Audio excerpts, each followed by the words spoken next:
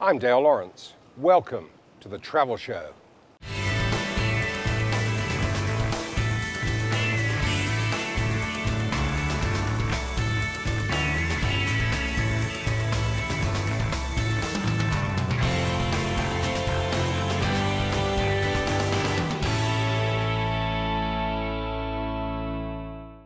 Thailand's tourism industry is facing a number of challenges.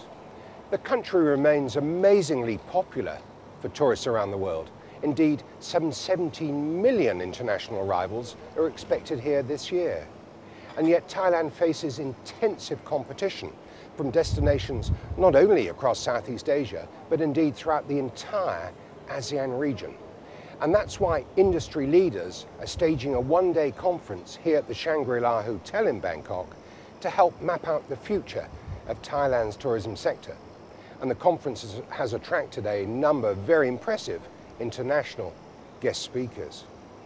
But first, here's Bert van Welbeek, one of the driving forces behind this conference.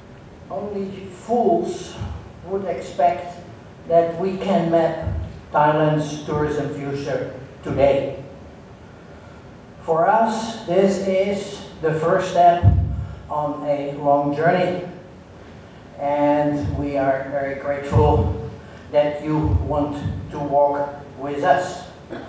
The objectives of this conference are to increase communication with the TAT, to create awareness that togetherness is important, to look at 2012 and beyond, so please let's look at the future, to make sure that we understand what trends are prevailing in the tourism around the world, to make sure that we get a lot of constructive input during the brainstorms. Then, as a result of these brainstorms, we hope to start 4 working groups and come together on a regular basis to again discuss, debate, and eventually, hopefully, agree on the direction of those 4, what I call the pillars from the governor for the TAT. The governor of the Tourism Authority of Thailand, a guest on the Travel Show last week, also shared some important messages with the 300+ delegates. Today's seminar is one activity of collaborative marketing whereby 4 strategic partners, Para Thailand Chapter, Star International Thailand, Joint Foreign Chamber of Commerce in Thailand, and the Tourism Authority of Thailand come together to discuss relevant tourism marketing issues. The seminar is intended to display the power of collaborative marketing and to stimulate marketing by all segments of Thailand's tourism industry. Guided by crystallized information that encompasses every dimension, and the seminar is divided into 4 groups, strengthening the Thailand brand image, promoting sustainable tourism, e-marketing and social media, and reputation management. Guest speakers included distinguished academics from Hong Kong and Australia. Here's Dr. Thomas Bauer from the School of Hotel and Tourism Management in Hong Kong. You've been talking this morning about sustainable tourism.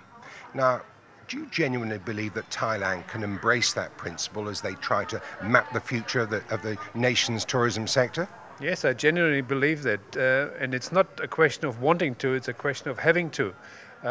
There's no way to run a destination unless it is a sustainable destination.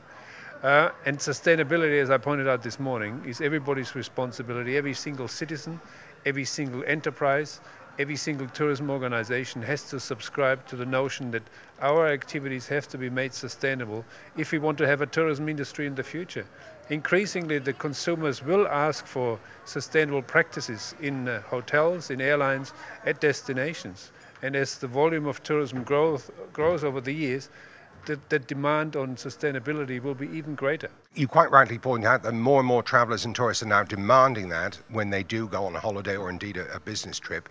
But that's mainly the private sector that's delivering, isn't it? And there are some very impressive examples. Sustainable tourism practices being put into practice here right across the region. But what about the public sector? I mean, this conference today is being organised by the Tourism Authority of Thailand. Do they believe the importance, do they understand the importance of sustainable tourism? I hope they do, and hopefully my presentation has made a small contribution to make them understand.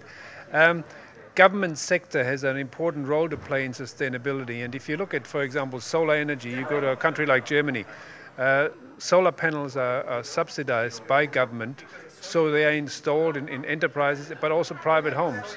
The government has the finances to actually enable people to become sustainable, but it all has to come from the very top of government, filtering down to the industry, saying, okay, we are committed to sustainable practices in our country in all aspects. It doesn't have to be tourism, in all aspects of our endeavour, of our industry. Indeed. Well, of course, we've got an election coming up here in the very near future. Would you suggest that the new government, administration, of whatever political complexion that is, tries to find money from the public coffers to encourage solar panels, for example? Absolutely, and not only solar panels, but as I said, water, for example. Bangkok is sinking, I believe, right? So you have to mitigate against the sinking of Bangkok, and you have to mitigate about water pollution, and all these things require funding. But it can only be done by government. So I would recommend that in the next government that comes in, that makes sustainability as its #1 priority, not only just tourism sustainability, but the sustainability of society and economy of Thailand. Addressing the key issue of reputation management was Dr. David Bierman from the University of Technology in Sydney. David Bierman, you were talking this morning about the importance of reputation management, and goodness me, Thailand shouldn't recognise the importance of it because there have been enough crises here in recent years. Do you get the feeling that they've been learning on the job? No, I think that Thailand's actually been learning for a long time. I was last here just literally a few weeks after the tsunami in 2004. I was here in January 2005, and I actually remember very clearly that the Thai Tourism Authority did a magnificent job with about 100 delegates from 100 countries of the World Tourism Organization explaining to us very, very effectively that the whole of Phuket had not fallen into the sea. And I think the Thai Tourism Authority actually has a fairly good handle on crisis management, much better than many other countries. And you mentioned one this morning, Egypt, their website hasn't even recognised there have been some domestic political problems. No, the Egyptians have been a bit slow off the mark in that area. I suppose we could say that maybe many of them were in demonstrations rather than manning the website. Well, that's perfectly possible, I suppose, David. You also mentioned something this morning that's very interesting, very important, I think. That's government travel advisories. Yes. Now, last year, for example, when the street protests in Bangkok came to an end, there were some notable examples of government travel advisories still warning their nationals of the dangers of coming to Thailand. Yes. And you mentioned in your speech this morning that only Australia, the United Kingdom and Canada have that very close relationship between tourism and their foreign office. It's something that should happen in every country in the world. Now, we were actually Australia was the very first country in the world that actually had a consultative relationship between the tourism industry leadership and the Department of Foreign Affairs and Trade.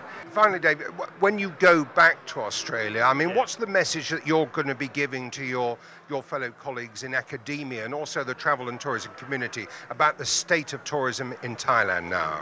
Look, I think the state of tourism in Thailand is overwhelmingly very positive. Thailand bounced back very well from the red shirt problems of last year. Thailand has a fabulous infrastructure. I mean, the thing that struck me as a very, very short-term visitor here was how excellent the airport was, how good the public transport infrastructure is around Bangkok, how much there is to do. It's a very attractive destination. What about the views of the industry delegates attending the conference?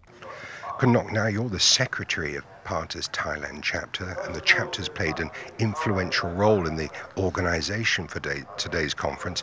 You must be very pleased with the attendance today. Very much, because this is a great initiative that has been pioneered, set up by Thailand chapter. PATA.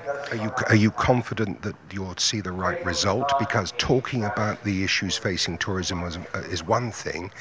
Persuading government and the ministries and the TAT to enforce the ideas that come out of today is something else. So are you confident that this will really make a difference to mapping Thailand's tourism future? It's the first great initiative to let the world look into Thailand and pour in the information for Thailand to be ready and to do the tailor-made tourism product into the right direction. And it's the right time to do it because Thailand is in the process of having a new election with the new government. This will be a fresh idea to the new government to roll on. We'll be back shortly with more from the Mapping the Future Tourism Conference here in Bangkok. But first, here's a roundup of the latest news.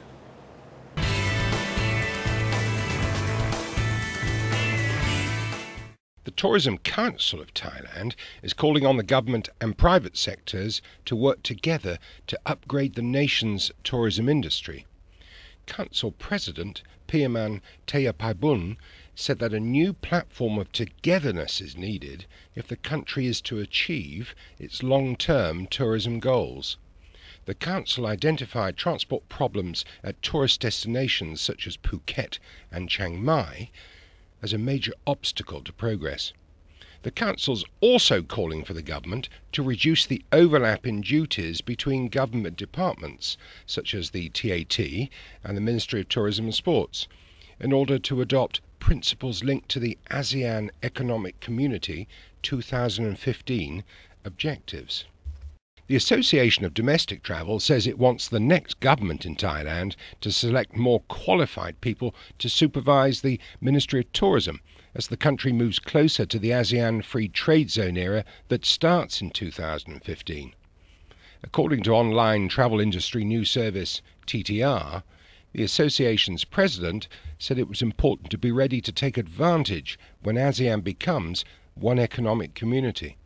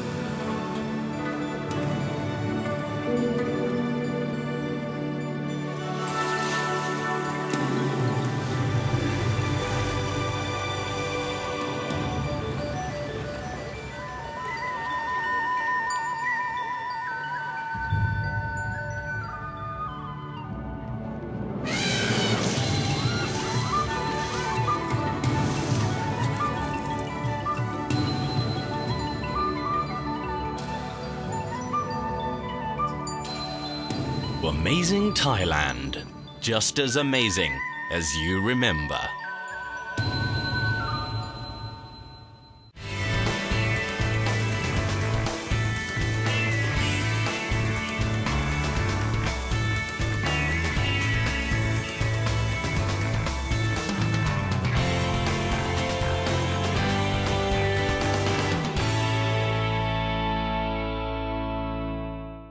Here are more reactions from delegates attending this crucial tourism industry event. Lucy Matzig, now you're Vice Chairman of the PATA Thailand chapter, and of course you've got your very own successful destination marketing company based here in Bangkok. Now, what are your impressions of the conference so far? Very, very positive. I must say I'm in the organizing committee, but we didn't expect such a big turnout. And the speakers, excellent. I think everybody's very, very happy. Well, you must be very, very happy with the quality of the international speakers that you've attracted here today. Exactly, and also they prepared very well for their session. I think it's understandable to everybody, you know, they speak our language, so everybody knows what's going on, what they could do, what they might wish to do. Now, the last speaker, David Bierman, he was talking about the importance of reputation management.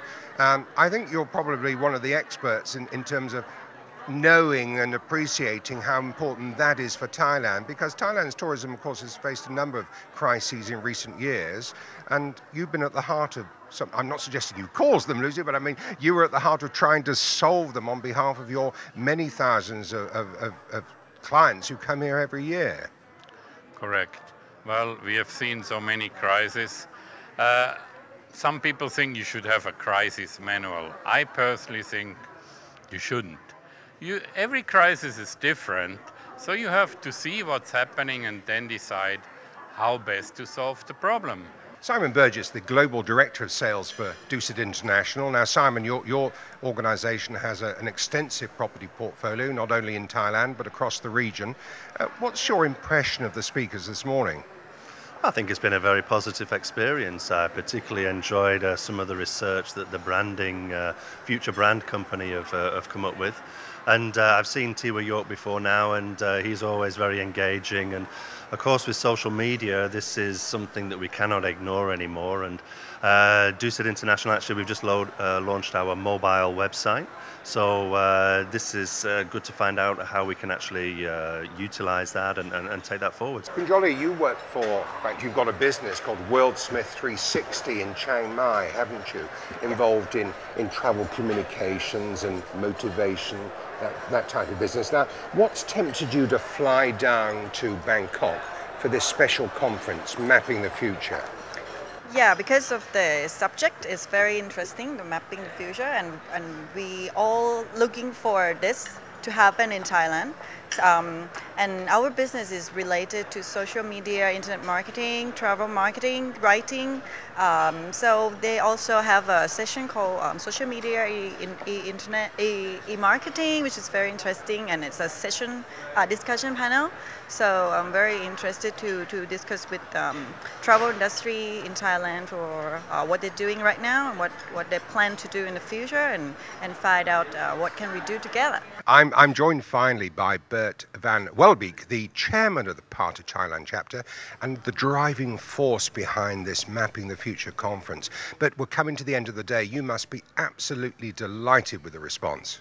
Yes, we are. We have 320 paying customers or attendees, and we have about 30 non-paying guests here. So we're about 350 people representing the tourism industry from all angles in Thailand. I'm happy with today's outcome, but after all the talking of today, we don't only should talk the talk, but we also should do the walk, and it very much depends on what is going to be done with those recommendations. Are you going to play an influential role or seek to play a role in ensuring that the TAT and the ministry and the other relevant bodies here in Thailand take note of what's been said here today? That's what the roundtable, the three associations, are trying to do with these meetings with the governor that we have on a regular basis. And the purpose of this meeting is to start 4 working groups on each of the 4 subjects that we have been talking about today, and together with some senior members of the TAT and some volunteers out of the private industry, gonna turn the recommendations of today into the actions of tomorrow.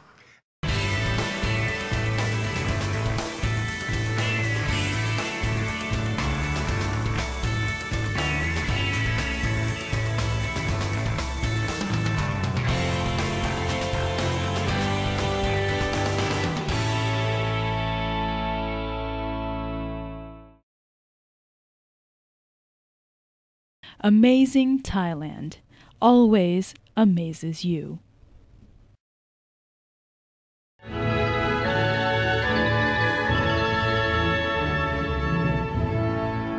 Phuket Island is regarded as the pearl of the Andaman Sea, and it's been very popular among tourists for decades. Besides boasting some of the kingdom's beaches, the city of Phuket also has an interesting maritime and mining history with Chino-Portuguese architecture evident throughout. Within the affluent Old City area, East meets West harmoniously in terms of art and commerce.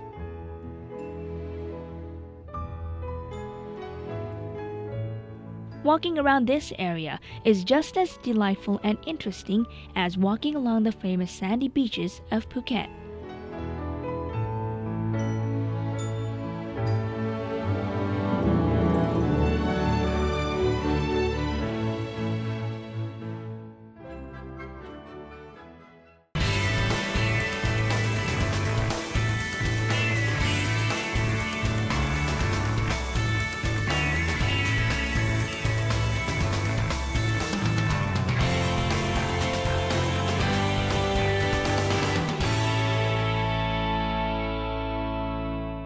I'm at the Rembrandt Hotel in Bangkok, which tonight is hosting a very special dinner party.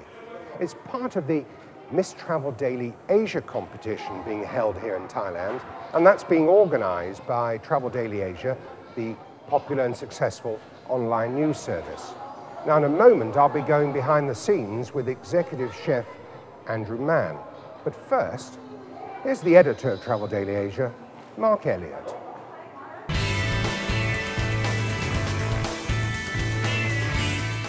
Mark Elliott, you're the editor of Travel Daily Asia. Now, tell us a little bit about this very interesting and exciting competition to become Miss Travel Daily Asia here in Thailand.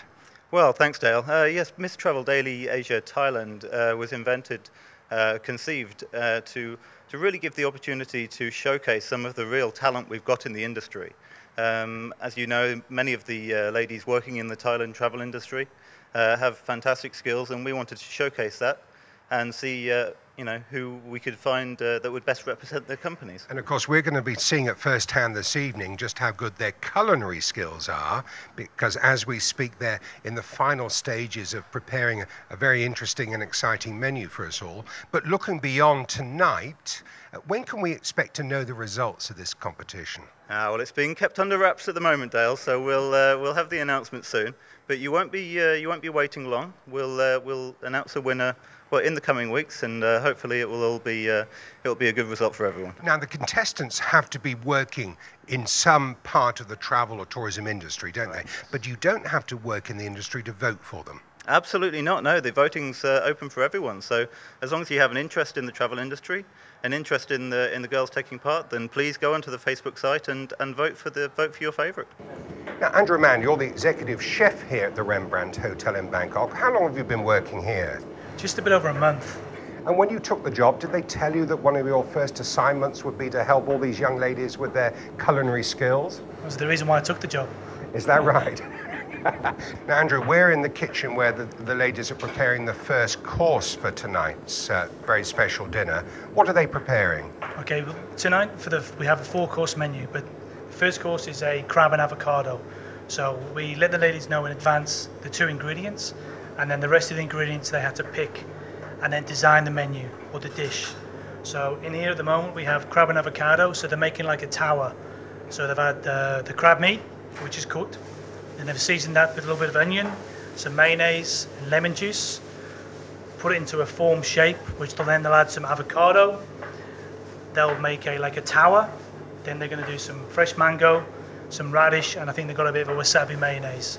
Now, Brian Sinclair Thompson, you're the national president of SCAL. You eat out an awful lot, Brian, during the course of your professional duties as well as your duties with SCAL. Give me your early impression as to the first course here this evening. I'm very impressed, actually, Dale. The presentation came across as very compelling. I think the girls have put a lot of work into this dish, this entree, and I'm going to score it quite highly. Of course, you haven't tasted it yet, but in terms of presentation, you're impressed. Absolutely. Taste, smell, it's all to come, but it's looking good from here. I'm going to let you enjoy that first wonderful mouthful. Thank you very much. Nina, now you're here this evening. You work for Jet Airways in Thailand, I believe.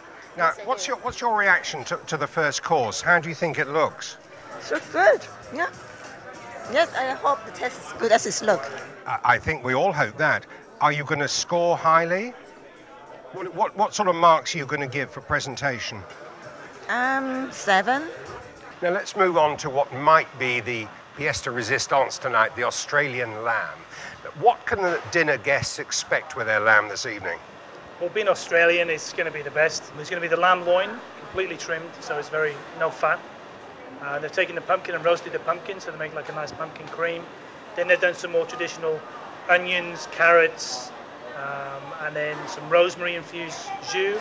So it's a fairly sort of traditional main course, fairly safe, nothing too exotic, no couscous, fairly standard, yeah, but nice flavours. As long as the lamb is cooked correctly, as long as they've got it medium rare to medium, it should be very nice. And from what you've seen so far, I mean, do all the contestants here, do they have an appreciation of how to cook lamb in that particular way? To be fair to them, they've probably never ever been in a kitchen of this size before. I think we have one contestant who's done a cookery course, but most of them haven't. They've never had a chef uniform on before, they've never been inside, they don't know how to hold a knife, they don't really understand, but they all seem very keen to do it, and they've had no problems so far. Brynley Waddell, Managing Director of E-Hotel Alliance here in Bangkok. Now, you've just finished your main course. What's your reaction? It's excellent evening. It was an excellent presentation. The lamb was beautiful. The Australian lamb was beautiful. It's been very good. It's been. Now, you're something of an expert on lamb, of course. I think it's probably one of your favourite dishes. How would you rate it? And in fact, how are you going to score this particular course? I'm scoring this particular course very highly. It was very, very nice. On presentation, on taste, or both? Everything. Tim Waterhouse, back in Bangkok. Welcome back, Tim. I think you're back here just for a short break. Of course, you used to live here in Bangkok, now living in Singapore. That's right. What's your reaction to tonight's dinner party? Have you enjoyed every course so far? Every course has been really good. The contestants have done a great job, I must say, and I've enjoyed every single meal, but some are more outstanding than others. What was your favourite? So far, the lamb. The lamb has been really good. They're well presented, taste is very flavoursome, but being an Aussie, I have an affinity for lamb. Well, I guess that. Was it cooked the way you like it? No, generally I like my lamb medium well done, but okay, that's the way I like it because I like barbecue. Well, I must confess, I specifically asked that they cook it nicely pink. So it's your fault. It's entirely my fault, Tim, but I'm not going to apologise. No problem. It was a beautiful dish anyway, and it was really well presented. The flavours was good, and the ladies have done a great job, I think. Executive Chef Andrew Mann, now we're coming to the end of really quite a long evening, certainly a very long day for you. The dinner guests are now enjoying the final stages of this very enjoyable dinner party, I must say. What's your final sort of reaction and assessment of all the contestants here this evening? I've been very impressed. I mean, what they've put out is probably the same standard as what we would be able to put out. And they took the time in the kitchen, every little detail, every little herb, every little direction. They listened to what they were taught in like a briefing, and they adapted it to the plate. And I think the food's been pretty good. I mean, it's been of a very high standard. Well, I certainly agree with that. If I may say, I think the presentation has been absolutely outstanding. And I think all teams listened, which was great. And I think they all had fun. At the end of the day, that's what we're here for, to have So fun. it was all laughter and no tears? No tears. Well, No big mistakes. Well, that's good to know. Andrew, congratulations on a fantastic evening and for looking after all the contestants. Thank you. My pleasure. Thank you very much. Well, that's it for this week's show. My thanks to all our guests here at the Mapping the Future Tourism Conference. Join us at the same time next week when we'll be coming to you from the Mekong Tourism Forum in Laos. But until then, from everyone on the Travel Show, it's goodbye.